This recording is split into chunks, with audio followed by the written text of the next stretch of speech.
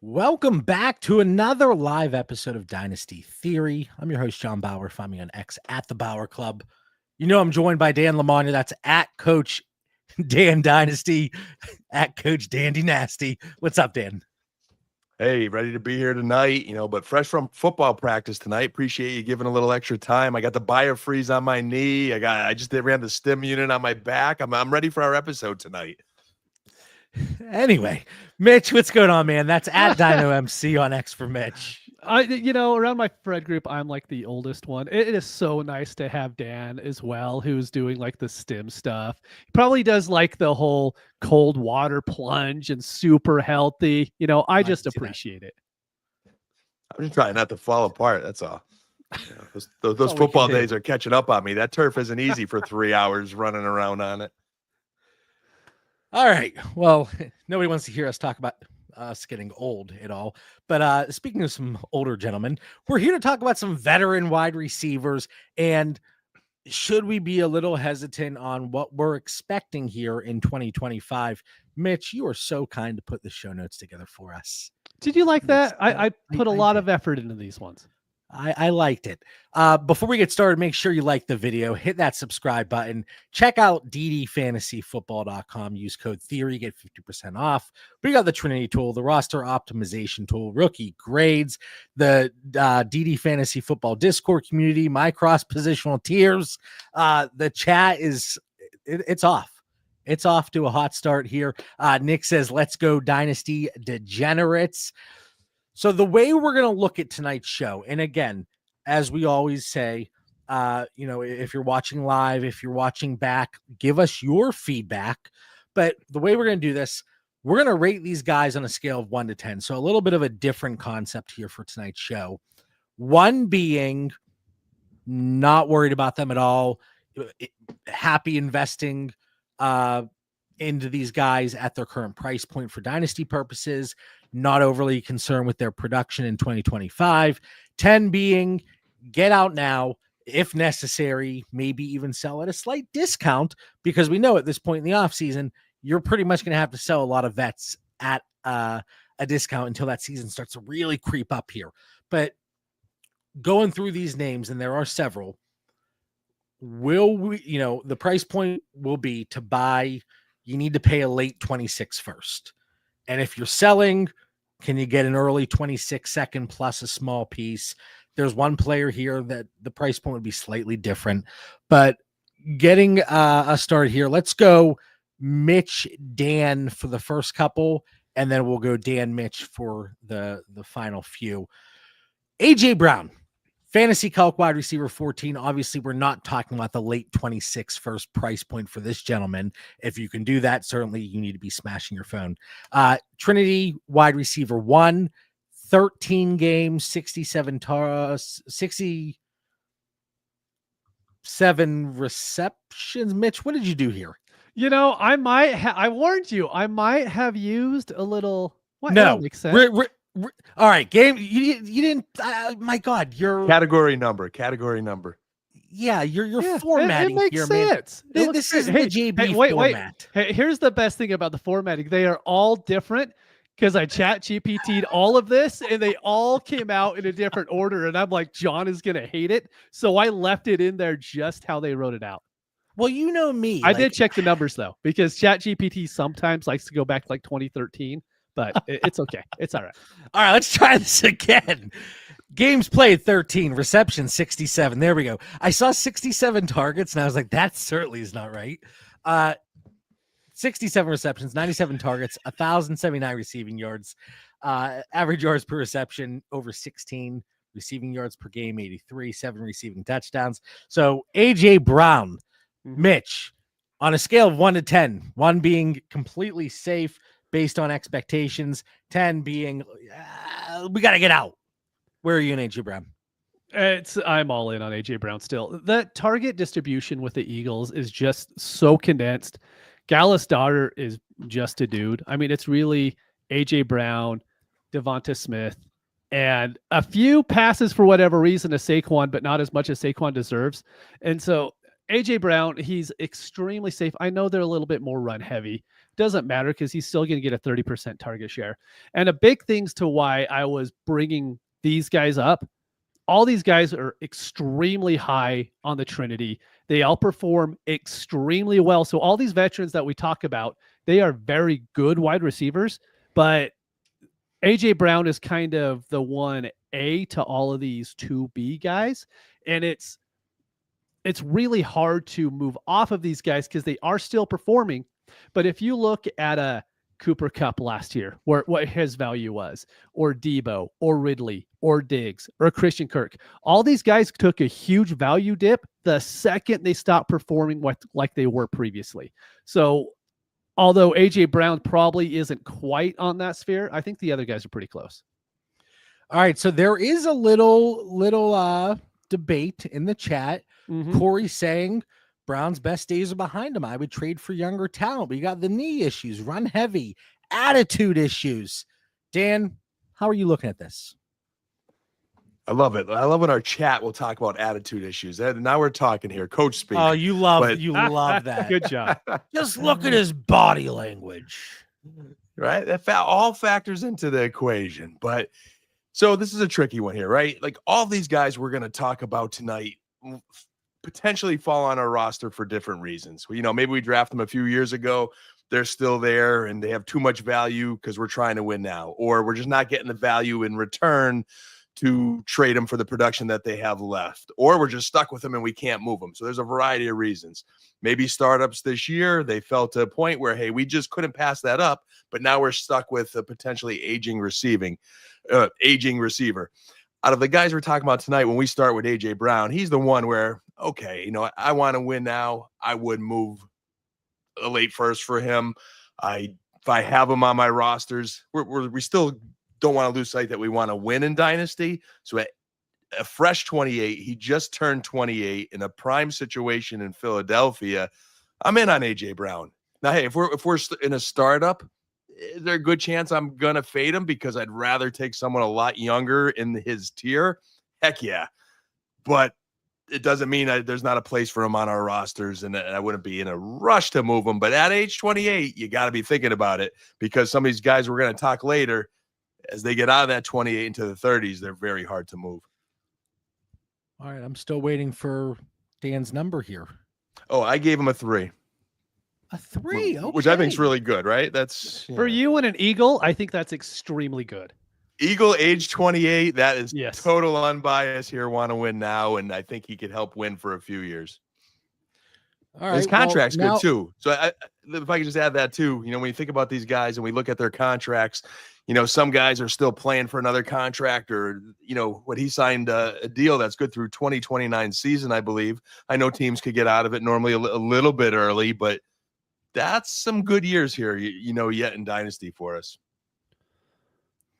Well, here really quick, let's look at a cross-positional situation because Dan made the reference to startups and maybe, you know, depending on how you're looking at your roster, AJ Brown or Bucky Irving. Let's assume 12 teams, start 10, PPR, pretty standard league.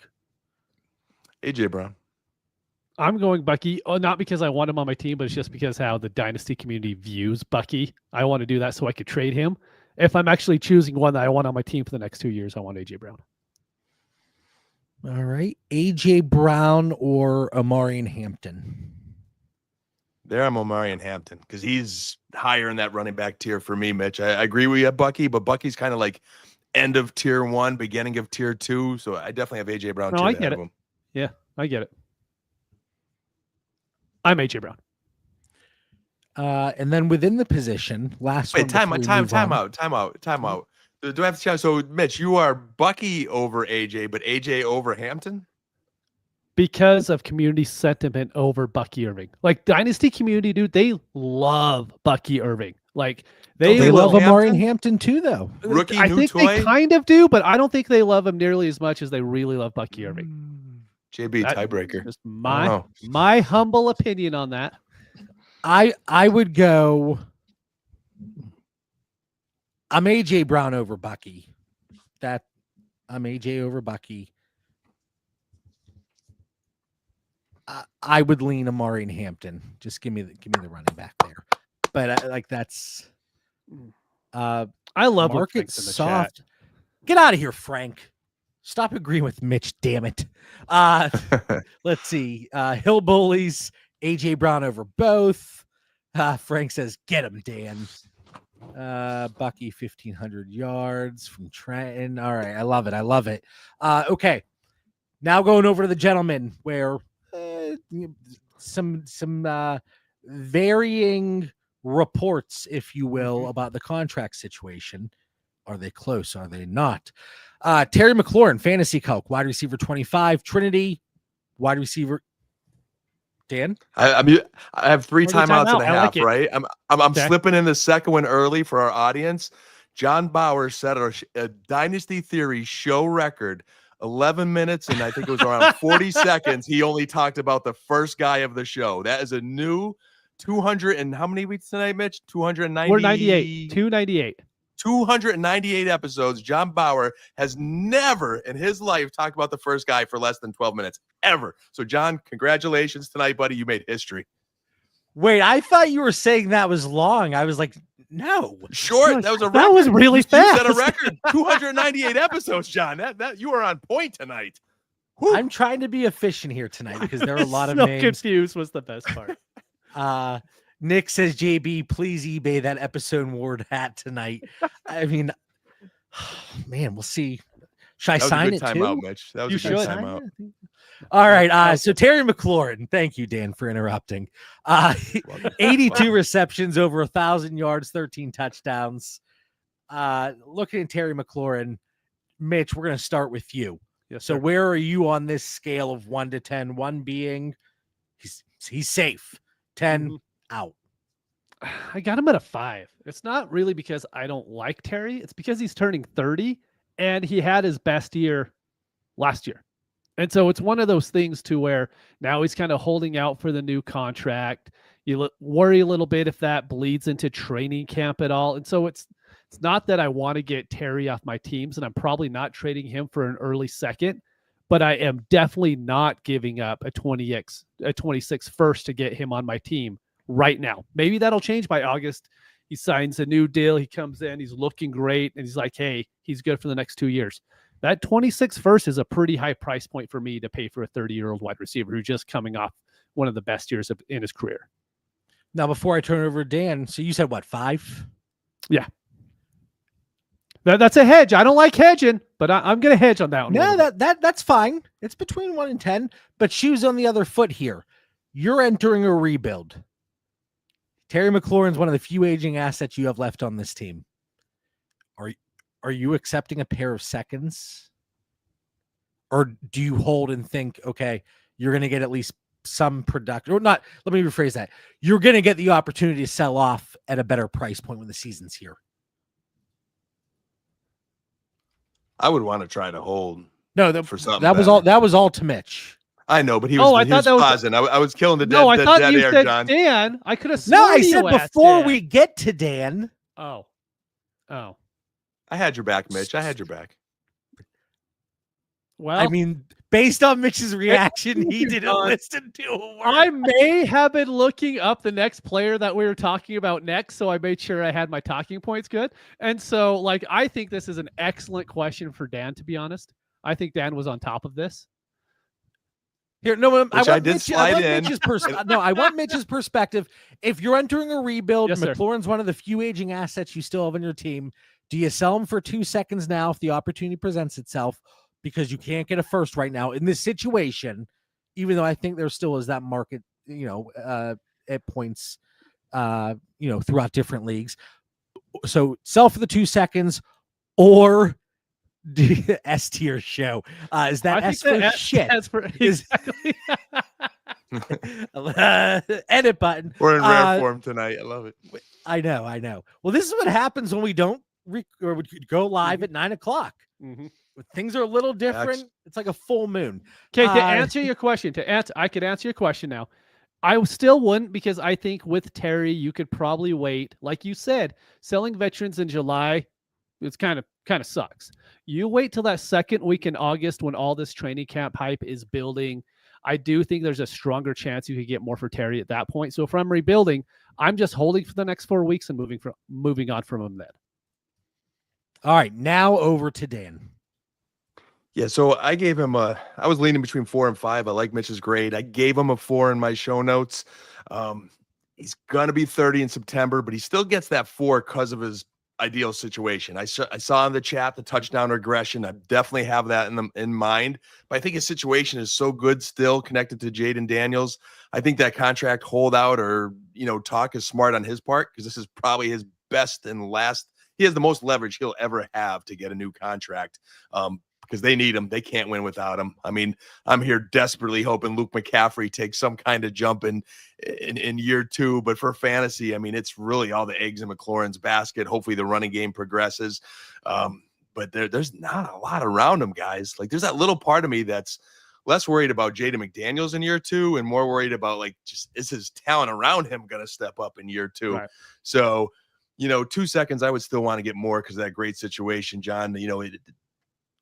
I wouldn't move him for that. I think I saw also Frank got a 27 first and second. This is one of those times where, hey, I would have no problem pushing off. That 27 draft looks great. So if you can't get the 26 first, rock on with 27. And I am not giving up on Luke McCaffrey. Did you see how jacked he is, Frank, this offseason? Come on now. He's a McCaffrey. He's just raw. He transitioned from quarterback to receiver in college. He needs a little time. He's going to step up this year. I love this question from Forrest, framing this a different way. So if you had Terry on your roster, and Dan, let's start with you on this one. I repeat, Dan, let's start with you on this one. If I had Terry on my roster and wanted to sell him, would you throw in a second or third to get a first?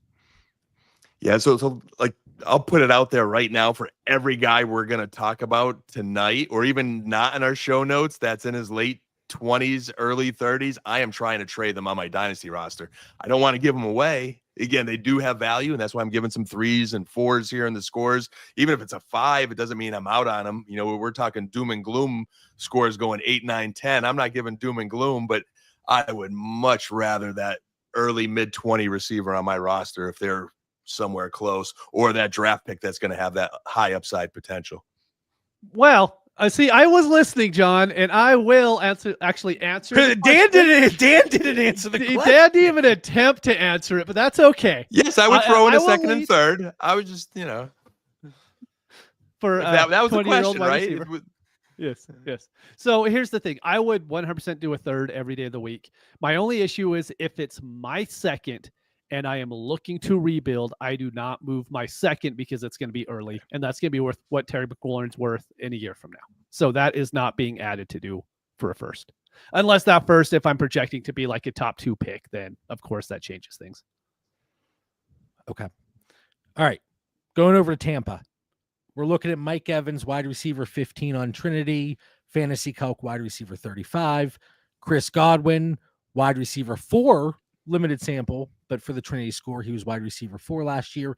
Fantasy Calc, wide receiver 43. Mitch, I want to start with you. We're going to run through these two together. Let's hear your score for both of them. For both, okay, I'm going to go. This was tough because Mike Evans, he's so hard. I gave him an 8, to be honest.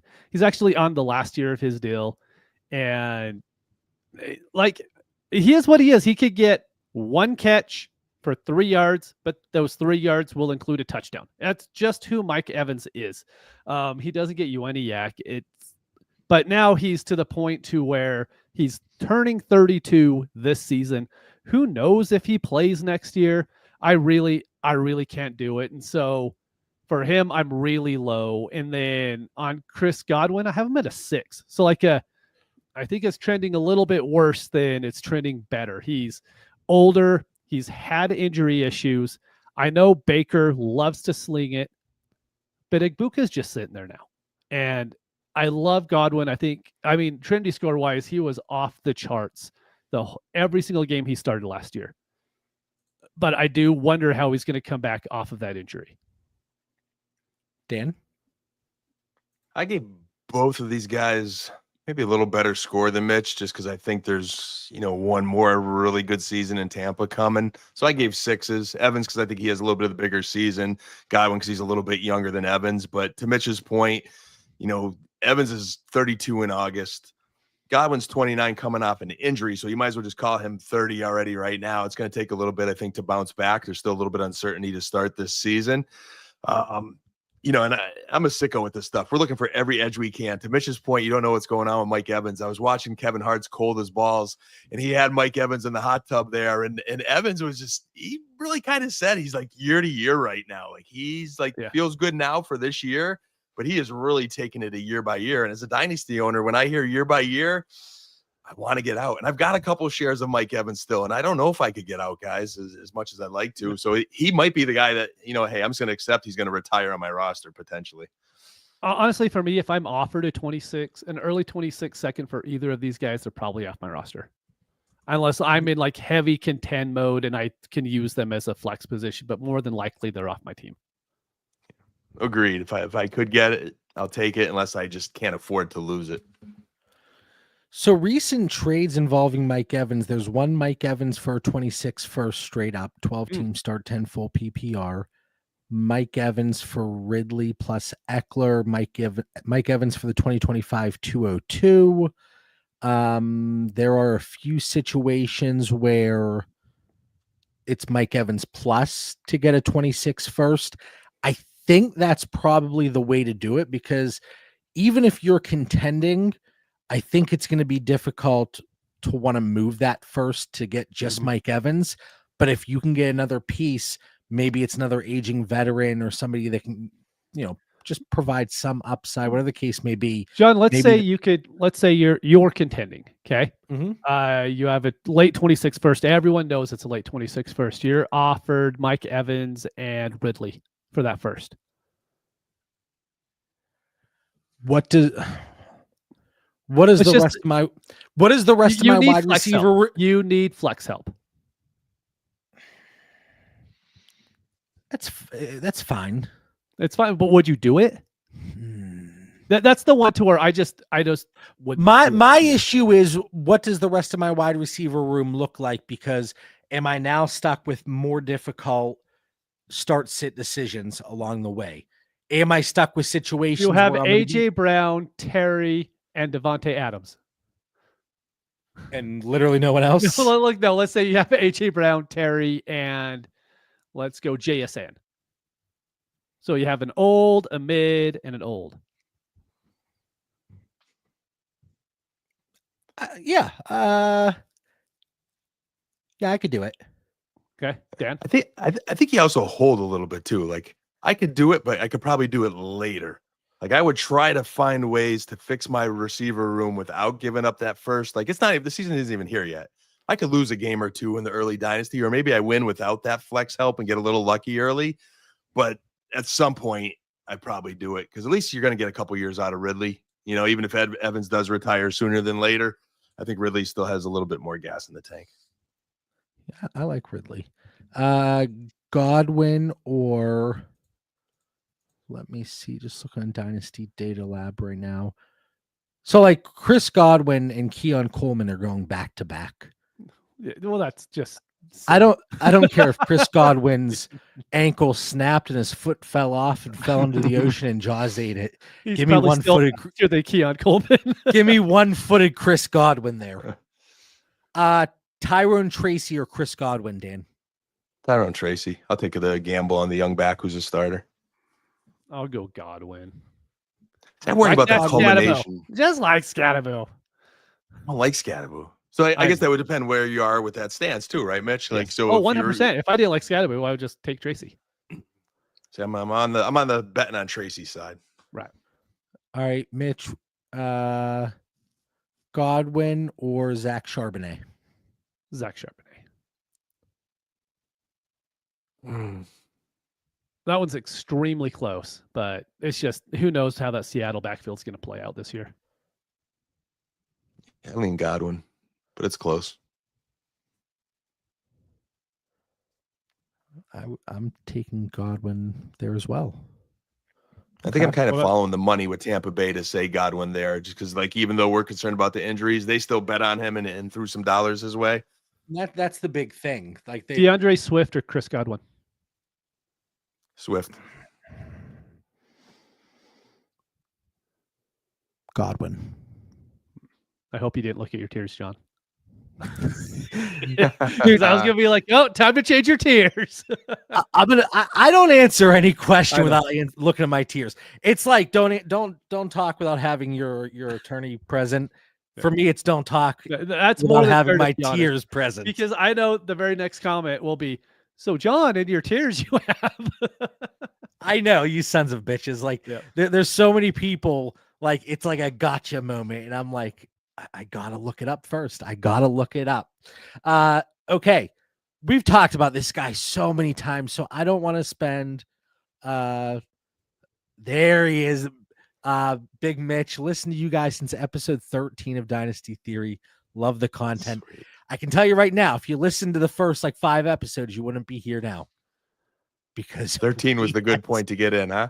I don't even know if that was the good point, but if you watched episode 1, holy moly, we had to re-record it because my chair was so squeaky. That was super flexology. Oh, sorry. Yeah, Sorry. yeah. That was way back in the day. God, that was You're getting old, John. Yeah, I know. Wow. All right. Appreciate that though. All right. So we've talked about this guy countless times. I love Davante Adams. Fantasy calc wide receiver 34. That price point has been going up. As the season approaches, yes, it has. Last year, Trinity score wide receiver 10. We know he has the changing situation. Now with the Rams, opposite Puka Nacua, but you got Matthew Stafford in a seemingly, very nice situation. So these last 2 players, let's go Dan, Mitch, Davante Adams. Like, is he a guy that you want on your roster at this point? Like, you feel safe with him? You would rank him a 1. Where are you, Dan? I gave him a 5. And I struggle with Davante Adams. I feel like he's a wide receiver that's built a little bit different than some of these Tampa guys. Like he's a specimen. So he's staying a little bit healthier, goes to a really nice situation with the Rams. But I'm not losing sight that in December, he's going to be 33. Like he's older than all of these guys. Like 33 in Dynasty is like a dinosaur.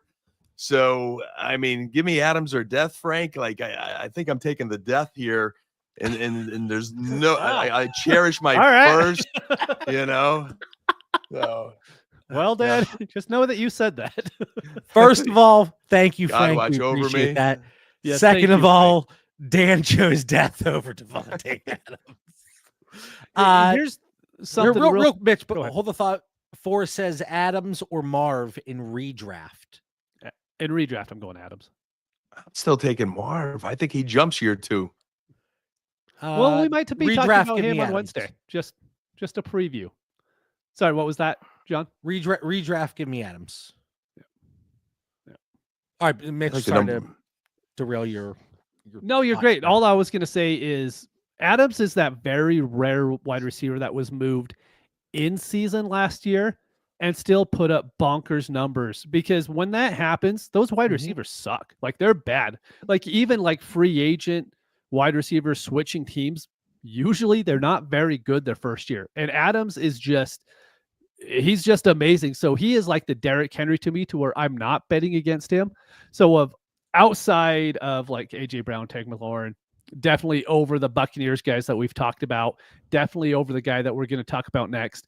Davante Adams for me is like a 3 to a 4, because I think he's extremely safe until the day that he chooses not to tie on those laces anymore. When that happens, all right, he's off my teams. Until he chooses to hang them up, I am more than happy to have him on my dynasty rosters, because I think you could slot him in as your wide receiver 2, and you could have done that the last 10 years, and you would be in perfect shape in your dynasty team. Let me talk about some of these price points. These are over the last 4 days.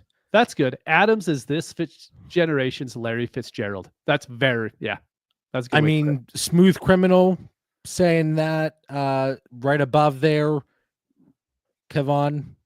Adams seems the best candidate in a while to pull Larry Fitzgerald. Frank, a lot left in the tank. So, Dan, we're not going to take your negativity tonight, man. Hey, and I'll age myself. He may have some Jerry Rice in him, who put up good fantasy numbers into his mid-late 30s. He performed at a later age. I've also seen these Rams receivers get pretty beat up because they get a lot of volume. I mean, guys, the bottom's going to fall out at some point here. I could see him lasting a little bit longer, but hey, if he's sounding a little more attractive in the chat, which he does, in the dynasty industry compared to Evans Godwin, then maybe we could get his value where you can't get the value for those other guys and you're stuck with them. I saw this. Matt says Larry Fitz kid just committed to Notre Dame. # getting old. Like you see these names and it doesn't matter what sport. And we're all certainly at that age. And Dan, you've seen some of their great grandkids play at this point. Or great the genetics are there. I'm drafting them all, boy. I even messed it up. I messed it up. Anyway, but you're seeing these names and you're like, yeah, I specifically remember watching so-and-so's dad, and you're like, shit, I'm getting old. Yep. Getting old. We are there. So here, Davante Adams for Kyle Williams and a 26 fourth. Adam, are you going down me? I mean, I'm just saying, these are price points. I think Adams by a lot. Even me there. That's light. Adams for Joe Milton in a 26 second. Adams. Yeah, I guess you go Adams. Dan wants death still, so he's a little hesitant. If it's an early second, but I don't know what the Joe Milton thing is. I would like something better in there. Well, let's assume you're spending your own 26 second. You have to make the assumption that it's at least a little bit later. Jermaine Burton, Cooper Kupp, and a 27 fourth for Davante Adams. Adams for this year's 201. It would be interesting to see what that turned out to be.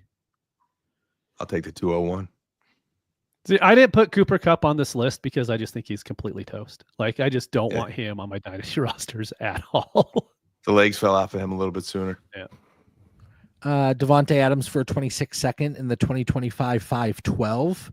That 512 was the kicker there, I guess. Here's a fun one. DK Metcalf in a 26 second for Davante Adams and Chris Olave. The Adams Olave for me. By a lot. Yeah. Yeah, Olave and Adams, geez. Yeah, so I certainly think there is still this opportunity, but again, you really have to know your league dynamic and your league mates, the way their roster is constructed. If you go through the roster and they're a contending team and Adams is sitting there in one of those flex spots or a wide receiver spot and you're looking to move future assets, probably not your ideal trade partner. But if it's somebody that's been looking to dump assets and they just haven't been able to, that's where the opportunity lies in a player like Davante Adams or Mike Evans, Terry McLaurin, any of these guys that we've talked about. Let me see here. Just looking through some of the comments. Oh, Michael, here we go. Oh, look at you, Michael. Well done. Have we seen the best of Tyreek Hill, or is he a candidate for a rebound season, guys? Well, last on our list tonight, Tyreek Hill, fantasy calc wide receiver 32, Trinity score wide receiver 35 last year. Again, if you haven't checked out ddfantasyfootball.com, we had a Trinity Tool episode last week. Mitch and I, was that 2 weeks ago now? 2 weeks ago. Yes. 2 weeks ago on trending fantasy, and it completely revamped. It really looks absolutely fantastic, but it's a combination of different metrics: yards per route run, air yard share, yards after the catch per reception, and target share as well. And it spits out a nice, easy score for you to digest. Even Mitch can look at it and take something away from that. And those were his words, not mine. So Tyreek Hill, like the value bump here, it's hard for a veteran like him to get a value bump, but it's Jonnu Smith moving out of Miami.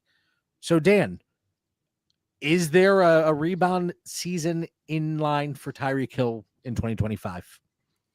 Is there a rebound season? Yes, I could see that as long as he stays healthy. And I don't think there's any reasons we should. I think his wrist is good now. He's doing his track workouts. He's flying around. I think he's coming into tip-top shape this year. Seems to have a better attitude. I listened to him at Fanatics Fest in New York City talking about his relationship with Coach McDaniel. Although calling him quirky, gave him praise and really spoke from like being in a good place. I gave him a 4 on our 1 to 10 scale tonight. Put him just behind AJ Brown because obviously he's older. He's going to be 31 this March, and I put him, I think he's more talented than McLaurin, historically there. But again, he is going to be 31 this March. So do I want Tyreek Hill on my team? Not but Dan, what so score much. Did you give him? I gave him a 4. I don't think it's doom and gloom as we're talking about veterans. I think he could have a very good season this year. But again, I don't want to get stuck with a guy turning 31 this March who's got a lot of on and off field baggage. Those wheels could fall off at any point. So, hey, am I hedging on where I'm going with Tyreek Hill? Yeah, he could help you win this year. I'm not giving him away, but if I could get some good young value for him, if it's out there, I'll take it. I don't really want him in startups unless he falls to me at a good value, a good spot. Well, I think the window has opened a little bit if you were somebody that was looking to move Tyreek Hill off your roster. It certainly, I mean, you could still probably buy at a very reasonable price, but the drastic discount, because the expectation now is Tyreek Hill is obviously one of the main beneficiaries with Jonnu Smith leaving town. But even with Jonnu leaving, like they did sign Darren Waller. I know he's coming off injuries and he's 30 whatever, but he's a receiving tight end. Like if he could stay healthy, he at least has a role there. So I think we lost a little bit of the value of Jonnu leaving with Darren Waller coming in. Mitch, we'll tie this into your score, but are you okay if Hill is your third wide receiver? Yeah, I'm good with him. So I end up giving him a 7. As wide receiver 3, it's all right. My problem is I actually think he's going to end up having a really good year. That's probably closer to his 23 season than his 24 season. But that's how I feel about it. If you go out there in the community and you ask, hey, what's your thoughts on the Dolphins, their coaching staff, their offense, Tua, Tyreek, what's going on? Like, people are thinking this offense is going to be like what we thought the Seattle Seahawks offense was going to be when Geno Smith got traded there. Like, people just say, I don't like A-Chain. Why don't you like A-Chain? Well, I don't know. I just really don't like A-Chain. For me, I think there's just so much sentiment going against this team that if they do end up playing bad the first 5 weeks, I think getting out of these players is going to be so hard because their value is going to be so hit that I'd be more willing to move off Tyreek, even though I think he's going to have a really good year just for that reason, just to hedge that bet a little bit, than buying into him at all. Because even if he does hit, people are still going to always hate Tua. I think Tua can go out, have a Jared Goff type season.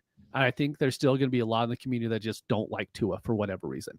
And if that's the case, I mean, it's not for whatever reason. We know the reason. It's the concussions, but I don't think it's only concussions, to be honest. I really don't. I think there's more reasons behind it, and I'm not really sure what it is. Maybe it's because he doesn't have the biggest arm. Maybe because left-handed. That, or hey, Mike McDaniel is the one who made him really good. Like, he wouldn't survive out of that offense, right? Maybe that's what people are saying. But for me, I'm willing just to get out of that offense besides A-Chain for that reason, because I think A-Chain is really, really, really good. Oh, man. Look at this trade from Chasing Breakers. Just traded for Tyreek and Dak from a team obsessed with getting younger. Sent Dart, Likely, and a 26th third. I hope you sent him a nice bouquet of flowers, too, because, I mean, that is a free Tyreek plus. Yes. Yeah, throw a Starbucks card to his way or something. There was a little Venmo action that happened. I get it. Yeah, Chasing's like, interesting. Do we think Tyreek Hill could potentially get traded when the trade deadline would approach in the real NFL season? Could he? But this is what Corey's bringing up is a really good question. Like, we didn't ask that about Terry, who's kind of in the same situation. We didn't ask it about Devontae. We don't ask it about anyone else. But since it's Tyreek, and Tyreek still has another year on his deal, so it's not like, and his salary is kind of a little bit harder working. But this is what we're going to talk about. But it's also believing in Miami as a contender versus the Rams and the Commanders. It's true, but they're different situations. And I know, Dan, you're a little bit harder on that coaching staff than I am, or like you don't like them as much. I think that coaching staff is still really good. So maybe I'm playing devil's advocate just because there's a lot of hate in the Dolphins, so I want to like them for that reason. I find myself doing that a lot, but I can't with Tua. Yeah, I think Tua's going to be really good still. But no, I still give Tyreek an 8 for all the reasons that we laid out. I'm with you, Mitch. Like I could see the angle in the path to, hey, everyone's negative. I see a path with them being good. There's definitely a path. I mean, if those guys stay healthy, there's some explosiveness on that offense, and it could be very good. I think there is a difference though, and we're saying that there is a lot of ifs. You know, there are health ifs that are definitely concerning, and there are coach and staff ifs because mean, I've seen enough of Mike McDaniel where if things go bad, it's going to go really bad. And Miami could say, hey, ownership brings the coach in, fires him. Potentially Tyreek Hill could get moved. Where, again, you look at McLaurin and Evans, like the odds of Washington and the Rams having bad seasons is very slim. So there's no reason for those guys to get traded. Let's see here. And Forrest, that exactly my sentiment. The Dolphins have more of a likelihood of falling apart than those other teams. Let's see. Everybody's saying that though, Mitch. It could be the buy low opportunity for like we speak or in a lot of low, confidences. Yeah. These guys fall in startups for poor those Michael. reasons. We know, Michael. We know you're talking about Amari Cooper. Yeah, I get it. We get it. For those listening on the podcast feed, Michael says any free agents worth taking a flyer on, i.e., Amari Cooper, and then once again says Amari. Once again says Amari, and then friggin' spell check. Hey, Amari is the best free agent wide receiver on the market by far, not even close. Who's that? Yeah. Keenan. Who'd you say? Yeah, and Keenan Allen. You know, I think Cooper's got a little more miles in him as long as he can stay healthy. So we got to see what teams are wide receiver desperate in camp. If we see somebody get hurt or not perform, they should land somewhere. I still think, I don't think it's out of the realm of possibilities that Amari Cooper lands back in Dallas. Dan, I don't see him coming there as a wide receiver 3. What I'm hearing is I think Jonathan Mingo is probably the leader for wide receiver 3 based on blocking ability and finally having a good quarterback. I think Turpin's going to be in there in a lot of packages as long as he doesn't drive 97 miles per hour with marijuana and a gun in his car like we saw this week. So I think they feel they have their 3 receivers solved, and Tolbert gives them depth at 4. Now, if someone went down, but I think the Pickens signing squelched that. And they have money challenges, Dallas. I think Cooper's going to get some dollars there. There's no way they could pay Amari Cooper right now. Yeah, I think on short rosters, guys like Keenan and Amari Cooper should be on waivers. But if you're in a 12-team, 28-man-ish rosters, they need to be on a team. So I would pick him up in that case. There's actually been a couple leagues to where I've dropped him because they're only like 22, 23-man rosters. And you just can't hold them in that scenario because even if they're good, they're still not going to be that good. Steelers, Titans. Here, back to Tyreek Hill before we kind of got sidetracked with the fantastic conversation going on here. But Mike Evans and Tyreek Hill for a 26 first and 27 second. I would take the first and second. Same. Okay. Tyreek Hill or Matthew Stafford, 12-team. Stafford. Probably the quarterback as long as I need it. Let's say you have 2 stronger quarterbacks already. Stafford. That's where I think I probably need Hill, though. Mitch likes 3 quarterbacks. I do. I love 3 quarterbacks.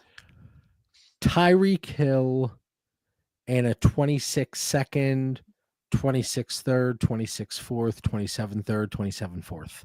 12-team start 10. Tyreek Hill. No, I'll take the picks because that was a lot of picks. It's a lot of change. A lot of thirds. Wait, you're really taking the picks there? You said there was only a second 1 in second. there, right? There was 1 second in there. I'll take the second. Yeah. What if it's an early second? All right. And then we got another 126 second for Tyreek Hill and Cam Akers. So random. The Cam Akers, Joe Milton's. Yeah, exactly. And then people just Did going I to make throw those in. trades? I'm sorry. Yeah. But there are the price right. point here. It certainly is that second as opposed to the late first that we talked about for like a Tyreek Hill. Devontae Adams price point, we talked about that. Mm-hmm. I think there are still opportunities to acquire. Chris Godwin certainly lower. Mike Evans a little bit lower. I think the most interesting one based on range of outcomes and his price point is probably Terry McLaurin for me. I agree. Because he's not in that AJ Brown category in terms of the dynasty value right now. And then obviously we have a little bit of an age discrepancy, not crazy, but a little bit. and then between Terry McLaurin and the rest of the group that we talked about. So he's probably the most interesting for me based on his price point. Yeah, I think that's fair. I'm with you. I'm opposite of Frank there, who says he loves crusty vets and can't help himself. I'm anti crusty vets. Well, which is such a change for you, Dan. You used to be all about getting like the oldest guys possible because they're going to perform. You've made a change the last couple of years. You're definitely a lot younger on your rosters than you used to be. Yeah. And then part of that's I do like trade and draft capital. So I can't afford to have a roster that's old if those trades don't pan out for a contender. So I trade the draft capital, and then no matter where I land, I still have a young roster to work with because no one wants those old guys. And if I don't have draft picks and I'm stuck with old guys, that's a recipe for disaster. Christian Kirk, where does he fit in with Houston? So obviously you have Nico Collins, and then you have the 2 Iowa State rookie wide receivers coming in. Week 1, production-wise, Christian Kirk, as the season progresses, production-wise, how do we see that playing out in Houston? Short term, I think I like Kirk. He's a veteran. He's going to come in there confident. He's going to get the early reps. I think the question is how quickly does Jalen Noel and the Jaden Higgins evolve to be able to stay on the field? Could they block as well as they catch? Could they do all those things? If they can't do all of it right away, you're going to get some more volume out of Kirk, and this team wants to win. That O-line's still suspect, so you need that receiver to be in the right place, and Kirk will get open in that short intermediate routes. So I like Kirk. I think he has a solid year in Houston, but I think the second we see Noel or those young receivers evolve, we could have a shift at some point, but it probably not going to be till next year. It's almost the season, so I can start to talk about it, John. I'm sorry. So let's say week 1 of DFS, if Christian Kirk is like the stone cold minimum 3,000, that is where I'm going to go play my Christian Kirk. I'm just not going to have him on the dynasty team. Yeah, I have 0 shares. I just think if you do have I have them, or so you much get them Christian cheap, Kirk still. You got a lot of Kirk, JB? I think I okay for a season, or at least half a season. I don't know. So many shares lingering. Do you have a helmet? I didn't know you got a helmet. You don't. I spent money on that signed 8x11 or 8x10. Oh, that's right. A photo. JB has the most random. He does. I think he just like whatever was low, he bought it. It didn't matter what it was. A good price and over like X amount of shares in his dynasty portfolio, he goes and buys some memorabilia. With a Jackie Youngblood helmet sitting there behind him somewhere. Steelers fan with Christian. It's up there. I can't find it. No. Probably got tossed whenever I move back downstairs. I love Cortland Sutton still. Yeah, the only reason why he didn't make the list because his price point was just a little bit different than these guys. Yeah. So I think a lot of great players here. It's funny because like with Terry McLaurin, the regression conversation came into play with the extremely high touchdown rate. And one thing that we're focusing on for this week's episode of Trending Fantasy coming out on Thursday is Mitch and I spent some time talking about 4 running backs that from an efficiency standpoint and the red zone usage and expectation, kind of going into that regression conversation. So make sure you check that out. And again, like the video, hit subscribe to the channel. But wrapping up tonight's episode for the 298th time, Dan, final thoughts. What do you got for everybody? I love milestones. We're getting close, boys. Episode 298. For tonight, the countdown begins. After this near month of quietness, I've been binging underdog drafts left and right there. I'm on 20 some drafts in BB6. So in our Discord, hop in there if you want to talk some best ball. We occasionally cheat on the Dynasty world. But 9 days into camp, boys. In 9 days, we start getting camp news, and then JB's tiers will start to shift again a little bit. We'll all be looking at our rankings. 24 days away from the preseason. That's just wild, and 59 days until the regular season begins. So, hey, all our off-season work, it's starting to get real. Keep following us, and look forward to our episodes ahead. Mitch, final thoughts? For any of the younger folk that are out there watching us right now, I did play some college football 26 today. I'll say it is slightly better than 25. It's not a lot better than 25 right now because there are so many bugs. I would say if you haven't bought it yet, don't buy it for a few weeks because there are a lot of bugs right now that are going to have to get fixed. But still a good game. But that is my only ending thought because Dan pretty much stole it all. I mean, it's football season now. The games are coming out. My kids get their pads and helmets on Wednesday, so that's going on. So it's all about football now for the next 6 months. I love this time of year. My wife is not a happy camper right now, but she's made it this far. I think she'll keep it going for at least another year or two. Well, hopefully for your sake, Mitch. Hopefully for your sake. Again, hopefully you all enjoyed this week's episode. Hit the like button.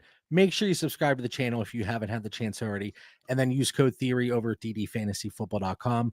Cross-positional tiers, rookie information, the Trinity tool, the War Machine, the DD Fantasy Football Discord community. There's so much additional content there. So go check it out. Blah, blah, blah. For Mitch Sorensen, Dan Lamagna, I'm John Bauer. We'll catch everybody next week. Peace.